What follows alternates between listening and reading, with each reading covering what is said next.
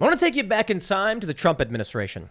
The president at the time, Donald Trump, was on the phone with the president of Ukraine. He had seen a video online of former Vice President Joe Biden saying that he got a Ukrainian prosecutor fired, that if the Ukraine wanted their billion-dollar aid package, they better fire a prosecutor. Now, it just so happens that this prosecutor was investigating a man named Mykola Zlochevsky, who was the founder of a company called Burisma, in which Joe Biden's son was a board member.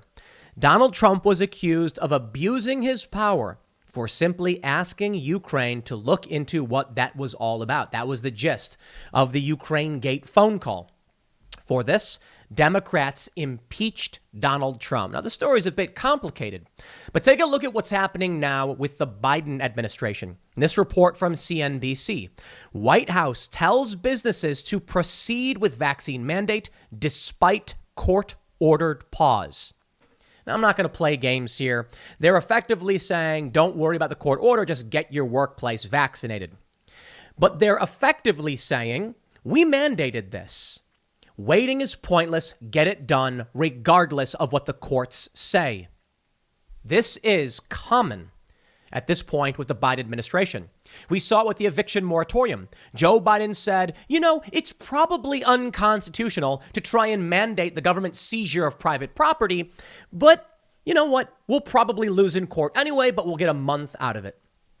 Amazingly, on more than one occasion, the Biden administration has instructed people or outright defied the legislative branch as it pertains to the eviction moratorium, vaccine mandates, and the judicial branch as it pertains to their court orders as to what the Biden admin has the power to do. To put it simply, the White House has gone above and beyond to abuse their power, violating the checks and balances of our government.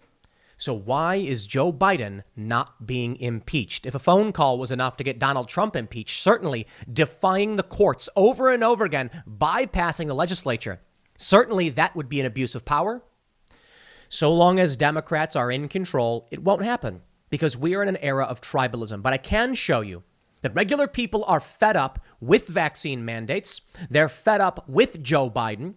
And while many Democrats, not all, blindly follow behind the establishment and Joe Biden, independent voters and Republicans are saying enough. Joe Biden's approval rating is in the gutter, and we saw what happened in Virginia, Pennsylvania, New Jersey, and New York. Let me tell you something. You probably heard this. People are so fed up with the Democrats that a trucker in New Jersey filed to run, spending only $153 and beat the incumbent, I believe it was like a 4-term, but it was the incumbent Democrat state senator who's refusing to concede. Of course, in the media, they're like, Citarelli, the candidate for the Republican governorship in New Jersey, is refusing to concede. Meanwhile, McAuliffe conceded in Virginia. They're trying to make it seem like Republicans are the only ones who refuse to back down. Yeah, well, in New Jersey, this state senator is refusing to back down as well. Now, I'm not going to rehash that story. I just want to point out people are so fed up with Democrats, they're willing to vote for anybody as long as there's no D next to their name. So what will come in 2022? Many are saying red tsunami. I'm not entirely convinced. I am not entirely convinced Republicans will do what needs to be done in terms of the ground game, of the activism, of getting out door to door. But we are watching in real time as our president abuses his power over and over again. Not only are the vaccine mandates likely going to be ruled unconstitutional, you have the media lying, claiming, they're constitutional. No, a fine was constitutional, not barring someone from a public accommodation, which puts businesses at odds with the ADA, the Americans with Disabilities Act, and this mandate. But you have people who are just outright refusing to comply, saying no to this. And Joe Biden knows if he says it, enough people will bend the knee, and when the courts strike him down, he'll have won anyway. They want people to get vaccinated. Not by all means. Okay, good. People should go to the doctor and figure out what makes sense for them. But the game they're playing at is they know they have no power to do this. They're hoping people believe they do. And that's what's scary. Because if everyone just starts acting as though Biden can make these decrees, which he's doing, then they'll keep encroaching and making more and more decrees. And the Supreme Court has already told Joe Biden no, and he's ignored them. Now he's ignoring the Fifth Circuit. We'll see where this leads. But let's read about this, and we'll get into what's going on with the economy. The result of the vaccine mandates are absolutely causing major problems. Inflation is through the roof. Biden's approval ratings in the gutter, and he's trying to pass the buck. Let's read. Before we get started, head over to timcast.com, become a member, and you will get an ad-free experience, and you'll be supporting our fierce and independent journalists. You'll also get access to all of our members-only content from all of our shows and many more to come, including our massive library of members-only podcast shows with a ton of awesome guests you know and love. But don't forget to like this video right now. Smash that like button. Subscribe to this channel. Share this video right now across all social media. If you really want to help out, post it wherever you can. It really does help. Now, let's read the first story from CNBC. White House tells businesses to proceed with vaccine mandate despite court-ordered pause. This, to me, I'm not surprised by. I'm not surprised. The White House on Monday said businesses should move forward with President Joe Biden's vaccine and testing requirements for private businesses, despite a federal appeals court ordering a temporary halt to the rules. People should not wait. White House Deputy Press Secretary Karine Jean-Pierre told reporters during a briefing they should continue to move forward and make sure they're getting their workplace vaccinated. The U.S. Court of Appeals for the Fifth Circuit, considered one of the most conservative appellate courts in the country, halted the requirement Saturday pending review, writing that, quote, the petitions give cause to believe there are grave statutory and constitutional issues with the mandate. The Republican attorneys general in Texas, Louisiana, Mississippi, South Carolina, and Utah, as well as several companies, requested the pause. They argue the requirements exceed the authority of the Occupational Safety and Health Administration, which will enforce the mandates, and amount to an unconstitutional delegation of power to the executive branch by Congress. In its response Monday evening, the Biden administration asked the court to lift the pause, dismissing the states' and companies' claims of harm as premature. Given that the deadlines for vaccination and testing are not until January, the administration claimed that pausing the requirements would likely cost dozens or even hundreds of lives per day as the virus spreads. The Labor and Justice Departments also argued that OSHA acted within its authority as established by Congress. Now, let me tell you, I got COVID recently. I got over COVID recently, and it was the worst sickness I've ever had. Not everybody is affected the way I was affected. And I mean it 100% genuinely. I was struggling to breathe. I was in extreme pain. I was delirious. No, I'm not exaggerating. I could not sleep for 3 days. I was straight up hallucinating. I mean that. I know how bad it is. And I know that people have a choice. And so do I. Now, we take reasonable precautions to make sure people don't get sick here, but the government should not be mandating this. More importantly, if the courts say no, then the executive branch should say, then we counter. Instead, they're telling businesses to ignore the court order. I think Joe Biden should be impeached immediately. I just don't see Republicans as having the willpower to actually do it. They say the court-ordered pause came a day after the requirements went into effect, starting the countdown for businesses with 100 or more employees to ensure their staff have received the shots required for full vaccination by January 4th. And as we've seen already with the NBA, full vaccination requires booster shots. It is not just getting 2 shots anymore. And now the Surgeon General has already stated they may implement this mandate on all businesses, regardless of how many employees they have. So right now, 100 or more, they're saying they may actually say 100 or less as well. Every company. I will not comply. That to me is entirely unconstitutional. I do not believe businesses should be mandating medical procedures, period. Look, I'll tell you the extent that we went when we had COVID here. We don't have a vaccine mandate. We don't have a mask mandate. We don't have testing requirements. But wait. When someone got sick, we asked them to take a test. When they tested positive, we said, you should quarantine until you test negative, then come back to work. I think that's reasonable. We're not docking anyone's pay. We're making sure everybody gets paid during that time where we had the outbreak. We do want them to test negative, and they did, but one time, because they had COVID. Not every single day, not making them spend money on these tests, and some can be expensive, but literally just saying, if you're not sick, then we'll do the best we can. We've got hand sanitizer. We wash our hands. Our studio is socially distanced. Believe it or not, it's a big table. If somebody gets sick, we tell them don't come into work. I don't care if you got a cold, the flu, or otherwise. I don't see why we should be mandating private businesses force medical procedures on their staff. And that's not just the vaccine, that's the testing as well. It's also a minor medical procedure. Sticking a swab up someone's nose and running a test, I don't think it's any of my business as a company.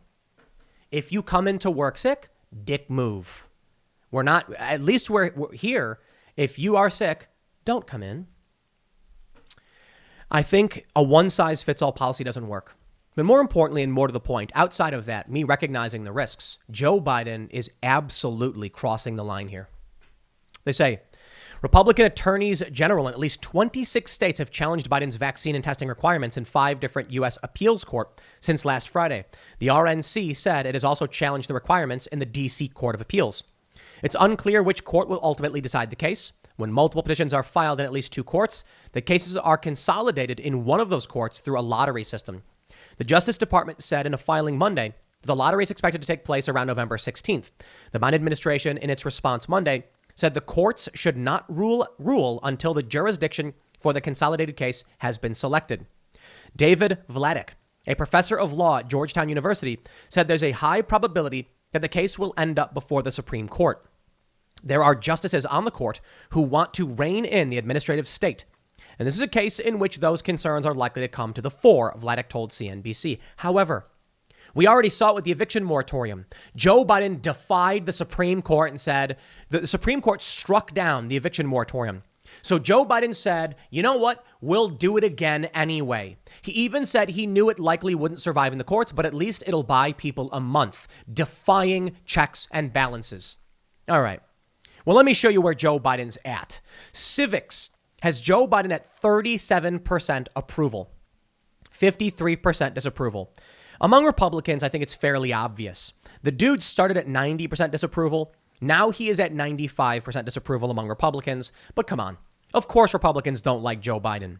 Independent voters are where it matters most. And Joe Biden is at 25% approval among independent voters, 62% disapproval. Interestingly, among Democrats, 76 approval.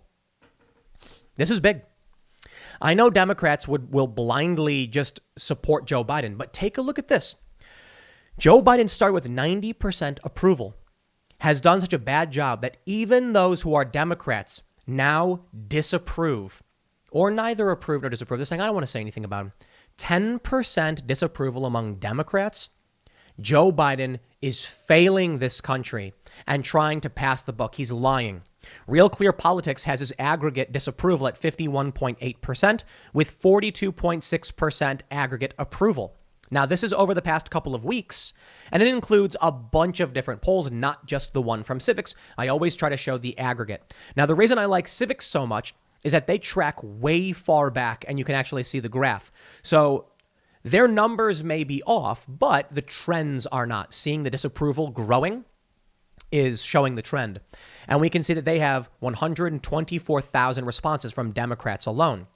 Among all individuals, they have, okay, so I guess it still says total registered voters is 124,000, not just Democrats, total. That's a big, big number for a poll.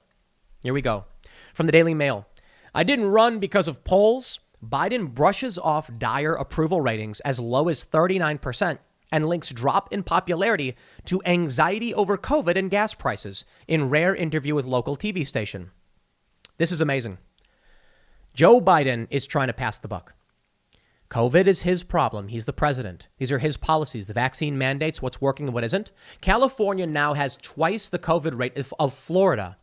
Now, you can blame the governors for sure, but the buck stops with Joe Biden. And Joe Biden is more in line with Gavin Newsom than he is Ron DeSantis. In fact, Biden has heavily criticized DeSantis and other Republican governors who have lower COVID rates in their states.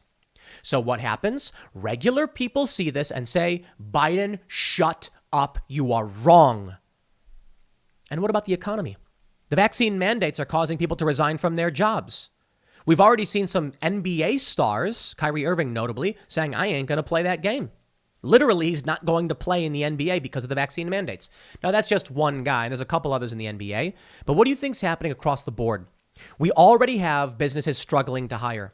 Now Biden's trying to mandate a vaccine some people are going to say no to. I think you got to go to a doctor and figure out what makes sense for you. I did. Maybe you'll get prescribe the vaccine. Maybe you won't. Maybe they'll recommend. I don't know. That's you and your medical history, not mine. A one-size-fits-all policy doesn't work. President Joe Biden participated in a rare live television interview on Monday on Cincinnati station Local 12. He sat down with the local station just 2 days after his approval rating hit a new low of 38%. In the latest USA Today Suffolk University poll, nearly half of those surveyed said Biden failed to meet their expectations. But he shrugged off voters' displeasure when interviewer Kyle Inskeep asked Biden if those numbers meant needing to shift his focus.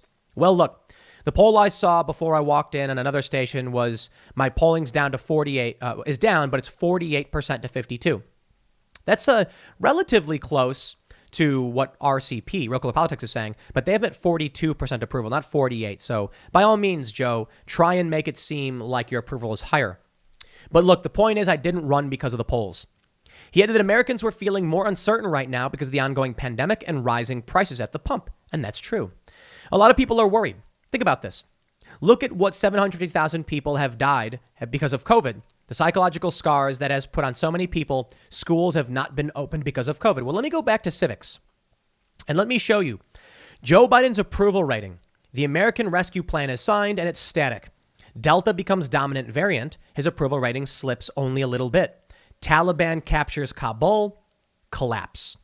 The failures of Afghanistan really did hit hard with the American people. And that was a turning point, an inflection point where Joe Biden's approval started tanking substantial, a bit more. It is fair to say that when between the Delta, according to civics, the Delta variant and Afghanistan, he went down 1 percentage point. But since Afghanistan, we've seen him drop 2 points within a month. And then within a few months, he's dropped nearly, what are we at? 6 points in his approval rating. Joe Biden is doing a bad job as leader. Afghanistan was a major catastrophe. The economy is in shambles, and Joe Biden can't keep lying about it. The media can't keep protecting him because sooner or later, people see what the media is saying and they say, this is insane. Take a look at this from the New York Times. Americans are flush with cash and jobs. They also think the economy is awful. The psychological effects of inflation seem to have the upper hand. Flush with cash and jobs. Let me ask you, comment below. Are you flush with cash? How's your job? Now, the truth is there are a lot of job openings. People aren't taking them. Many people aren't flush with cash. They're struggling. They think the economy is awful. Why? Well, I was talking to someone recently. Keep their private details private. And they were saying everything's become more expensive and they can't afford it. Their job doesn't pay enough and their job is now mandating vaccines and boosters. So they're quitting. I can't blame them. If inflation is making it so that you're not making enough money at your work, why work there? You need to find a better job. If they're mandating vaccines and you don't want to keep getting booster shots, I mean, that's between you and your doctor, a choice you're going to have to make. But now the industry is going to lose these workers because of Joe Biden's policies. Take a look at this. From Fox 12, KPTV.com, Americans have never been so much in debt. 2 hours ago. This is from today. And I think this New York Times article, The Upshot, is from a few days ago. So which is it, flush with cash or in major debt? Maybe both. Maybe people have some cash, but their debt is piling up because of the lockdowns, because of Democrat policies. To see a man win in New Jersey, putting up only $153 to run, beating the incumbent Democrat, people are saying, I will take a ham sandwich over a Democrat candidate at this point. From Herald.net. Why longer-lasting inflation might be a good thing. Really? People are struggling. Biden's making it worse. The media is covering it up, either claiming it's not his fault inflation is happening, it is, or outright saying inflation is good. MSNBC columnist says current inflation crisis is actually a good thing. James Surowiecki called the coronavirus pandemic an unlikely hero of the current economy. Are you nuts? Inflation is a good thing. People are losing their jobs. People can't afford to buy groceries. Businesses can't afford to pay enough because the inflation, gas prices are through the roof. People are struggling to get by. Let me tell you why. Take a look at this. Daily Mail. White House admits it is studying closing Michigan's Line 5 oil pipeline after first saying reports were inaccurate. Republicans demand line be kept open to stop soaring gas prices, causing a crisis this winter. Biden is considering shutting down the Line 5 oil pipeline that links Superior, Wisconsin, With Sarnia, Ontario, Jean-Pierre confirmed. Do you know what this will do? If there is no supply of oil into this country, then gas supply is low and demand remains the same. But if demand remains the same and supply drops, prices will go up. If demand increases over the winter and supply goes low, the prices will go way up. Joe Biden banned fracking on public land and shut down the Keystone Pipeline. This did not stop the flow of natural gas or oil into the United States because they weren't fracking. He banned the future fracking, and the pipeline wasn't finished yet. What did happen is that speculators anticipate in the coming years, supply will be diminished because these projects have been halted and the supply will not be coming in. Thus, they bought up supply, increasing demand, causing prices to surge.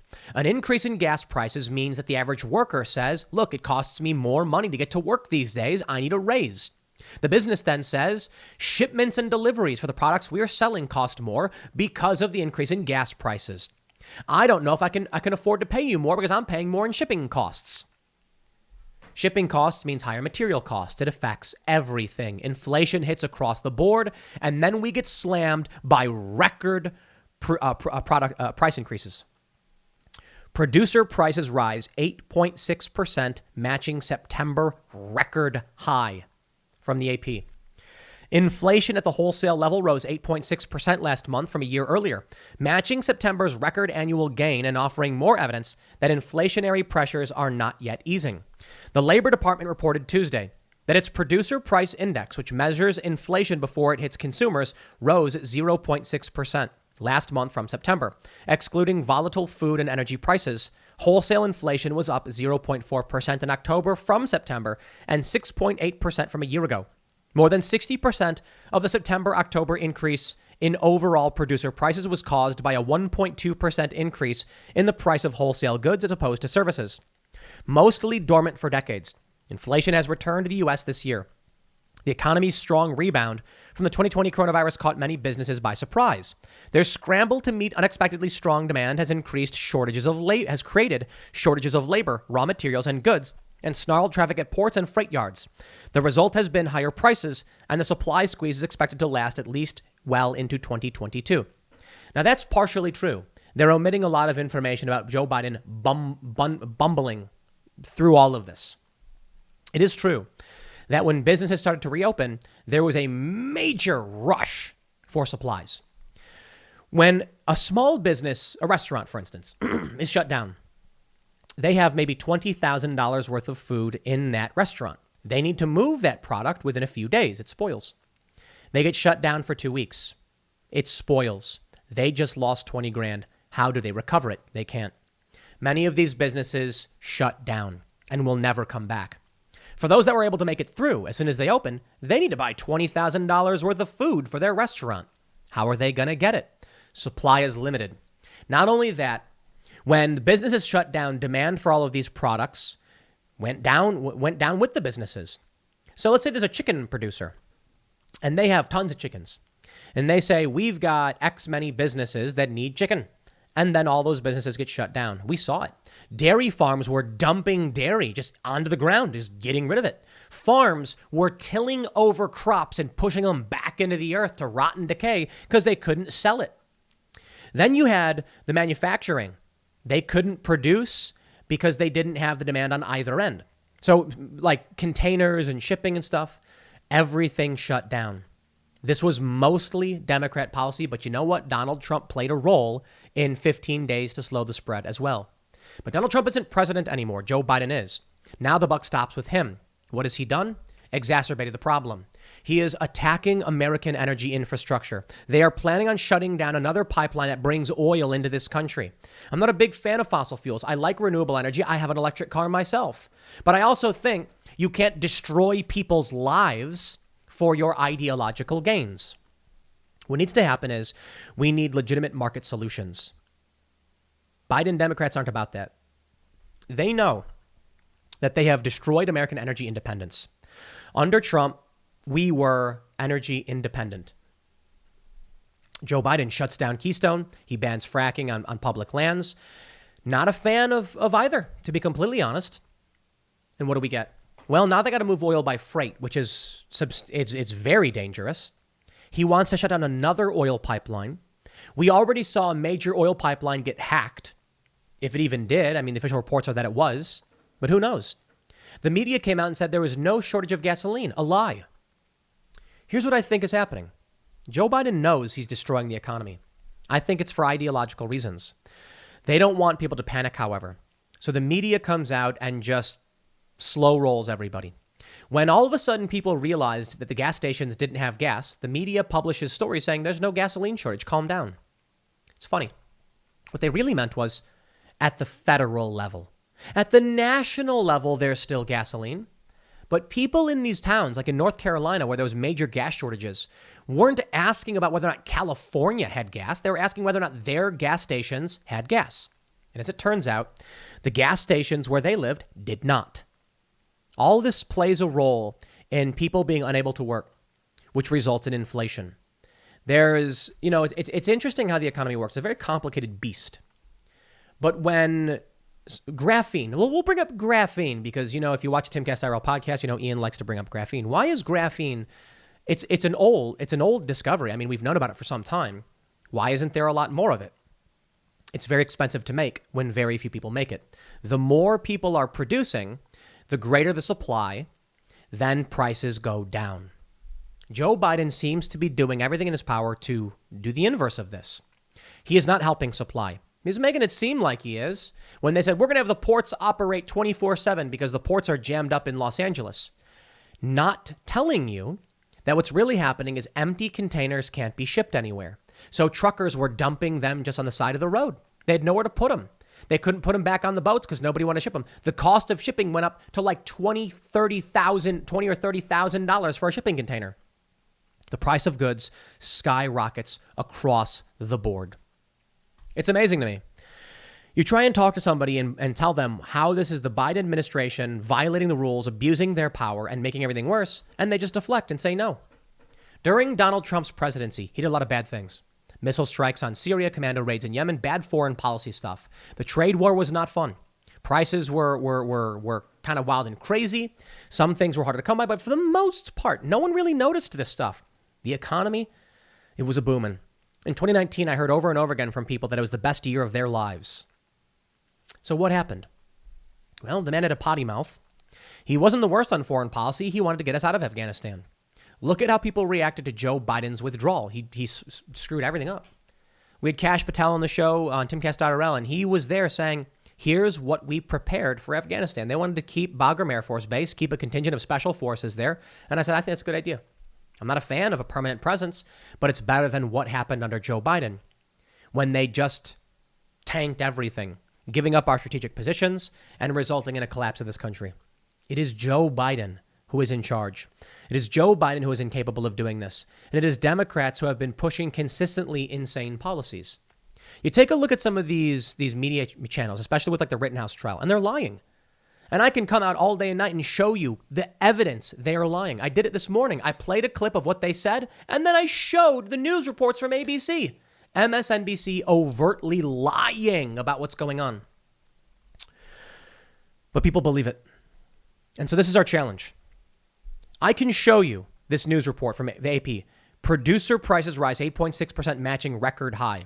I can show you the White House is studying, they haven't done it yet, closing an oil pipeline. And then they'll claim gas prices are only going up because of demand. What they don't tell you is that Joe Biden has been actively antagonistic towards the energy sector, causing these problems. He also waived sanctions on the Nord Stream 2 Russian oil pipeline. Why? It appears Joe Biden, the Biden administration, is trying to get foreign countries to produce oil that we can then buy. I think it makes sense if you think about it. The U.S. dollar is the petrodollar. It's the global reserve currency. How do you make sure other countries are going to use the dollar for everything? Military might and making sure they can produce and sell it. These other countries producing the oil they have to buy U.S. dollars. They have to sell it in U.S. dollars. If they're getting their oil from us, or if we don't need to buy their oil, they don't need to buy U.S. dollars. It seems like what this is all about is Joe Biden, the neoliberals and the neocons want that global hegemony. They want the petrodollar to remain strong. They don't care about this country. They care about the global order of things. And that's not wrong. I mean, we don't want world war, and we want trade to work. We want the globe, the planet to be functioning properly. But you see, what they're really doing is they're driven by ideology and elitism. They think you're stupid. They think they're smarter than you, and they're willing to sacrifice you for their ideology. Nah, sorry. I think we should be being responsible for ourselves. I think we should reduce our carbon footprints and all that stuff. Genuinely mean it. And that starts with getting more space, moving away from cities, growing some of your own food, and being responsible for yourself. That means the U.S. needs to be energy independent, producing its own energy, and not trying to use some political manipulation with the petrodollar to gain control over other countries. Maybe if we share that ideology, maybe then the world would be a better place. But so long as you have the military-industrial complex, Joe Biden, and these other crooked cronies playing this dirty game, we're not going to get there. We're going to keep repeating the cycles of the past. And it's unfortunate that people believe this stuff. It's unfortunate that they keep buying into it, even the progressives. Too many large YouTube channels are faux progressives pretending to oppose the establishment, but backing them every step of the way. I don't like the Republican Party. I don't like the Democratic Party. I'm not a fan of Donald Trump for the most part. Definitely, he was better than Joe Biden. He's got some good policy positions. I'd rather have him over the Democratic establishment because he's anti-establishment. But I'd honestly prefer Ron DeSantis, even though I disagree with some of his policy positions. I think he's got enough of the good ones in the culture war. Don't like the Republican Party, but any meaningful resistance to the establishment would be a good thing. Let's see how DeSantis does on foreign policy. And we'll see what happens in 2022 if I end up giving any support to these Republicans who end up running. They might win, they might not. We'll see. With Joe Biden doing as bad as he is, we need Republicans to impeach him. And I mean that genuinely. I'll leave it there. Next segment's coming up tonight at 8 p.m. over at youtube.com/TimcastIRL. Thanks for hanging out, and I'll see you all then.